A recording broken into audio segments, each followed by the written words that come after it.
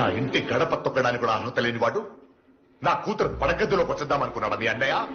మీరెంత, మీ బ్రతుకెంత? ఇప్పుడు కరెక్ట్ గా మాడుతున్నారు సారు.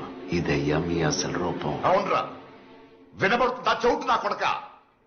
నేను చెప్పానని తెలుసు కదా, ఎందుకు అప్పుడారా నన్ను?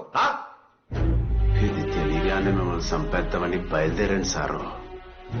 కానీ అనుకోకుండా మిమ్మల్ని లారీ గుద్దేసింది. సాబతుకులో ఉన్న మిమ్మల్ని వెంటనే ఆసుపత్రికి తీసుకెళ్ళా. మీకు చాలా సేవలు చేశాను సారు. మీ ఒళ్ళు తుడిసా, మీ బట్టలు ఉతికాను, ఆఖరికి ఈ సేరులతోనే మీ వచ్చ కూడా తీశాను.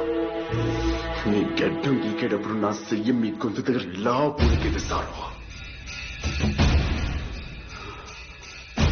ఇలాగే ఉనికేది. మిమ్మల్ని అప్పుడే చంపించారు. కానీ ఎందుకు బతికిస్తున్నారో తెలుసా? మీరు ఎందుకు చేస్తున్నారో మీకు తెలియాలి.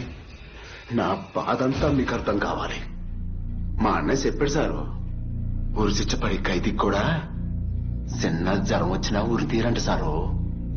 వాడికి బ్రతుకు మీద ఆశ కలిగినప్పుడు, పూర్తి ఆరోగ్యంగా ఉన్నప్పుడే ఊరి తీస్తారంట. చూడండి సార్, ఇప్పుడు చూడండి అయ్యా, ఎంత ఆశతో ఉన్నారు. పైగా ఇప్పుడు మినిస్టర్ కూడా అయిపోదాం అనుకుంటున్నారు. ఇప్పుడు సంప్రదాయ న్యాయం కదా సారు. ఆగండి, చీటుకుతున్నాడా? మా అన్నయ్య రంగస్థల వాస్తవ్యుడైన చెల్లిపోయిన కుమార్ బాబుని మీరు చంపినందుకు గాను వీడి తమ్ముడు చెల్లిపోయిన సిట్టిబాబు మిమ్మల్ని చంపుతున్నాడు. ఇప్పుడు అర్థమైందా సారు? బాగా అర్థమైంది.